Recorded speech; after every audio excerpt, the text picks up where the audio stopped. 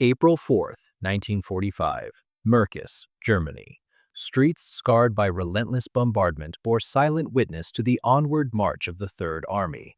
Sherman tanks ripped through centuries-old cobblestones, their tracks carving paths where only horse-drawn carts had traveled for generations.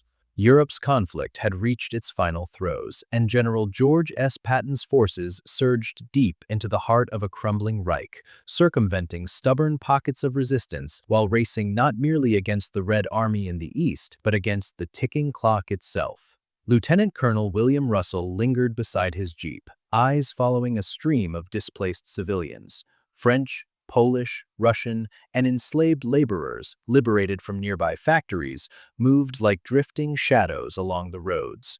Their gazes were empty, fixed on nothing beyond each step away from captivity. Among them, two Frenchwomen approached his interpreter with urgent gestures, pointing toward the hills south of town. Their rapid speech demanded careful translation, and as the interpreter's polite focus sharpened, Russell realized something extraordinary was about to be revealed. A mine. Not just any mine, but a massive salt extraction facility, sealed by the SS.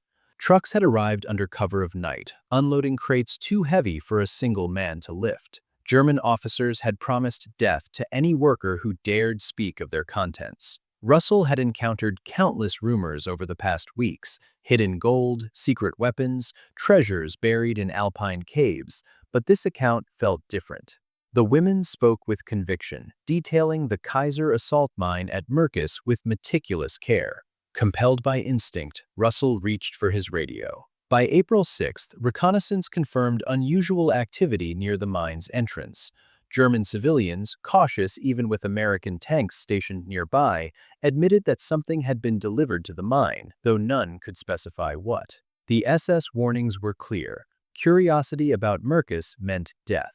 The mine stretched across the hillside, its entrance a stark concrete portal sloping deep into the earth. Inside lay machinery for salt extraction, centuries old in operation, yet heavily guarded. Recent activity was unmistakable. Now, with the Wehrmacht dissolved and the SS scattered amid Germany's collapse, the mine lay silent, its secrets hidden behind steel doors and a 2,000-foot vertical shaft. Patton's intelligence officers studied maps, attempting to reconcile ordinary mining operations with the reported anomalies. The Kaiser mine was ancient, its tunnels sprawling, carved over decades from salt deposits. Few places could offer better concealment from advancing armies or strategic bombing than solid rock and salt, deep underground. Orders arrived on April 7th. Enter the mine. Secure it. Uncover the Germans' hidden secret. Captain Howard McKinney arrived at the mine entrance, peering into darkness, swallowing the narrow-gauge rails. Behind him, a squad of engineers inspected the elevator, a cage of steel and cable older than anyone present. The machinery groaned at the slightest test, echoes bouncing from unseen depths. Built for miners, not soldiers, the elevator held perhaps 8 men shoulder to shoulder. Frayed cables glinted in the afternoon sun, stark reminders of the peril ahead. McKinney led 4 engineers and 2 intelligence officers into the cage. The operator, a German civilian with decades of experience, released the brake lever. The world dropped away. 7 minutes of slow descent carried them into absolute darkness. Shaft walls vanished into shadow, air growing colder with every foot. Water dripped somewhere in the void, echoing through stone. At 1,500 feet, natural rock gave way to carved salt, crystalline surfaces reflecting the faintest light. At 2,000 feet, the elevator halted. The gate opened onto a vast salt cavern. Ceilings disappeared into shadows beyond flashlight reach. Rails branched into tunnels, identical passages vanishing into darkness. The Germans had transformed the commercial mine into a labyrinth. Somewhere inside, they had hidden something deemed valuable enough to require multiple SS guards and reinforced doors. McKinney's team moved along the main gallery, boots crunching on fallen salt crystals. Side tunnels branched every 50 yards, some blocked by rockfall, others stretching miles into obscurity. Maps of the commercial extraction were incomplete. New tunnels revealed recent excavation, expanded beyond industrial purposes. 300 yards from the elevator shaft, the first sealed door appeared. Unlike mining doors, it was steel, freshly welded, with no handle or keyhole. The engineers set shaped charges. The confined blast reverberated like a physical strike. Beyond it, another passage led to yet another sealed door, 50 yards deeper. The pattern repeated, a series of barriers, each further inside, exposing the Germans' construction of a vault within the mountain itself, hidden beneath layers of earth and darkness. After 30 hours of methodical descent and demolition, McKinney's team reached the main vault. This door was different from all preceding barriers. Heavier, set within a freshly built brick wall with pale, still-curing mortar. Behind it lay the object of the SS's secrecy, the prize that had justified extraordinary security and such deep concealment. McKinney radioed the surface. The message was short, encrypted, and urgent. General Patton needed to witness this before the final door was opened. April 12, 1945. Patton arrived at Murkus, Lieutenant General Omar Bradley at his side. Both men, veterans of campaigns in North Africa, Sicily, France, and now Germany, had witnessed devastation unimaginable. Yet the message from the mine drew them away from the front lines and the impending push toward Berlin, promising something intelligence officers called unprecedented. The elevator, groaned beneath their weight, cables straining under the half-mile vertical descent through solid salt. Bradley asked about the last inspection. The German operator's hurried translation offered no comfort. Built for miners, not generals determining the fate of nations, the elevator continued its slow plunge. Patton, unusually silent, waited as the surface world vanished, replaced by oppressive, enclosing depths. At the bottom, the main gallery sprawled beyond the reach of installed lighting. The salt cavern refracted light in strange, crystalline patterns. McKinney, flanked by a security detail and the engineering team that breached inner defenses, led the generals along passages marked with recent German activity, fresh tool marks, hastily strung cables, and the destroyed, sealed doors. The final barrier was massive, set into a widened passage far beyond standard mining dimensions. Tons of salt had been removed to accommodate the chamber's contents. The brick wall, precise and freshly built, held a steel door heavier than any previously encountered. Engineers set charges, waiting only for Patton's command. He placed a hand on the cold metal, then stepped back. Bradley followed to a safe distance. The explosion hit with bone-rattling force, smoke and dust filling the passage. Flashlight beams pierced the haze, revealing the door twisted from its hinges, the brick wall breached, darkness beyond swallowing the light. The engineering team led the way, checking structural integrity before stepping aside. Patton entered first, Bradley behind, lights sweeping across the chamber.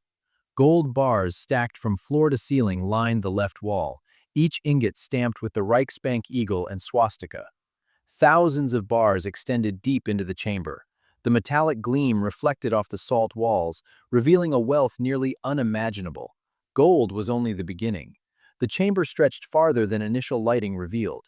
Generators and military floodlights brought from the surface illuminated its full scope. Sacks of currency lined the right wall, canvas bags marked with banks across occupied Europe, French francs, Belgian notes, Dutch guilders, Polish zloty, Norwegian kroner. Some sacks had split, spilling paper money across the floor like fallen leaves. Crates in the rear contained art, old masters, sculptures, and historical artifacts preserved by the mine's stable climate. Patton advanced deeper, disturbing piles of currency. Near the back wall, smaller sealed metal boxes drew his attention. An engineer opened one, revealing dental fillings and gold teeth, meticulously sorted by metal type. Bradley's gaze lingered on the contents, the implications immediate and horrifying. This was not merely plundered national wealth. It was evidence of systematic murder, executed with industrial precision. Patton's voice cut through the chamber, measured and commanding. "Contact General Eisenhower. The Supreme Commander needed to witness this. Every detail required documentation, photography, and cataloging. This was no longer a military find. It was a crime scene, proof of atrocities hidden 2,000 feet underground." April 13, 1945. The Murkus Mine became a hub of controlled chaos. Specialists descended into the depths while military police secured every entrance. Intelligence officers meticulously documented gold, currency, and stolen art. Accountants from Third Army headquarters began cataloging wealth far beyond ordinary methods. The gold alone took 2 days to inventory, each bar weighed and markings recorded.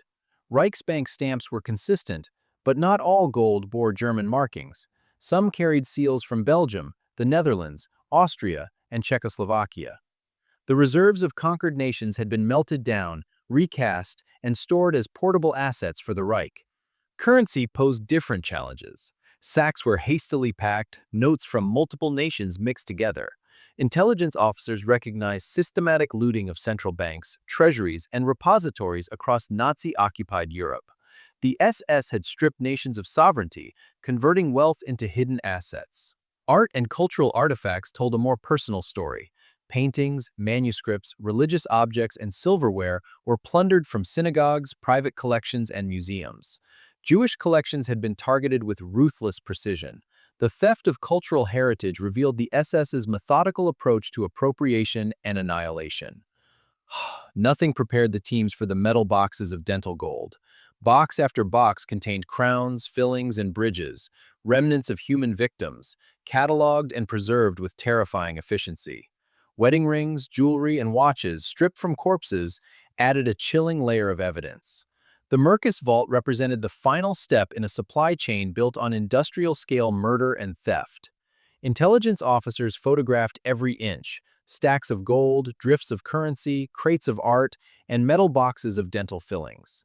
Adjacent passages yielded additional chambers with conventional military supplies and personal luggage from concentration camp prisoners, all cataloged with precision.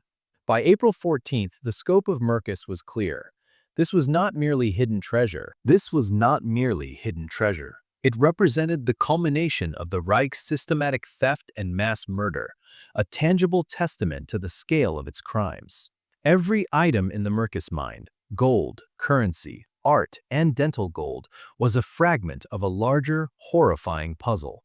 Teams continued meticulous cataloging and photography, ensuring no detail could ever be denied or distorted in the years to come. The gold inventory alone exceeded all expectations. Over 8,198 bars were documented, alongside hundreds of sacks of coins from across Europe. At 1945 wartime values, the haul approached $238 million, a fortune capable of funding armies, rebuilding nations, or shaping the post-war world. Yet the significance went far beyond monetary worth. Currency, intermingled from multiple nations, revealed the careful planning of Nazi looting operations. French francs lay atop Belgian notes, Polish zloty beside Dutch guilders. Some bills were crisp from recent printing, others worn from circulation. Intelligence officers recognized a uniform strategy: convert conquered nations' wealth into easily transportable and usable assets. As the Wehrmacht moved into Paris, Brussels, Warsaw, Prague, and Oslo, the SS followed, emptying vaults and stripping banks to feed the Reich's war machine. Art and cultural artifacts told a darker, more personal story. Illuminated manuscripts, religious artifacts, paintings, and sculptures were carefully removed from private collections, synagogues, and museums.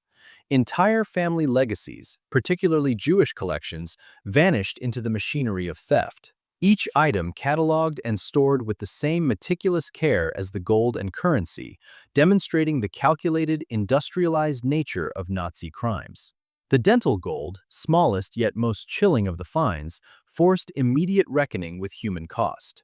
Hundreds of metal boxes, filled with teeth, crowns, and fillings from victims who would never speak again, bore witness to systematic murder. Jewelry, wedding rings, watches, and personal items stripped from bodies added layers of horror. The Murkus vault was not simply a repository of wealth, it was the endpoint of a death factory's efficiency, a repository of suffering reduced to material value. Engineers and intelligence officers continued discovering additional chambers.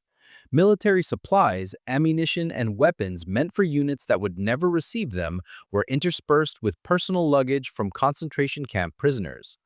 Clothes, shoes, eyeglasses, ordinary possessions were cataloged as standard military equipment, further illustrating the chilling logic of Nazi bureaucracy applied to mass murder.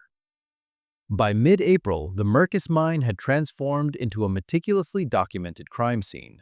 Photographs, inventory lists, and records ensured every item, from gold bars to dental gold, could be traced, analyzed, and used as evidence. The physical reality of Nazi operations, hidden 2,000 feet underground, surpassed any paper record or witness testimony. Patton and Bradley observed silently. The enormity of the discovery weighed heavily, the scope of human cruelty and systematic plunder made tangible in a way no battlefield destruction ever had. This was history carved into the earth itself, a subterranean witness to the darkest ambitions of a regime. Intelligence officers worked tirelessly, documenting gold, currency, and art. Every sack and crate was logged, photographed, and secured. Each gold bar measured, weighed, and marked. Currency organized by nation, denomination, and condition. Artifacts carefully removed, unwrapped, and documented. Even the dental gold cataloged, each box labeled by metal content and origin. The Murkus Mine remained a hub of activity for days, a concentrated effort to bring order to chaos. Every photograph, every measurement, every record created permanent testimony. The mine was no longer a site of wealth. It had become irrefutable evidence of industrial-scale crimes committed by the Nazi regime. By April 14, 1945, the full picture had emerged. Murkus contained the stolen wealth of nations, cultural treasures plundered from across Europe, and the remains of thousands of lives catalogued in gold. It revealed the methodical nature of Nazi operations, the scale of theft, and the unimaginable human cost. The discovery at Murkus reshaped understanding of the Nazi regime's operations. It stood as a testament to the convergence of greed, efficiency, and cruelty on an industrial scale. Patton, Bradley, and their teams ensured every detail would be preserved, documented, and ultimately presented to the world. What began as a tip from two French women evolved into a revelation of unprecedented magnitude, a subterranean vault of wealth and horror standing as undeniable evidence of the full scope of Nazi atrocities.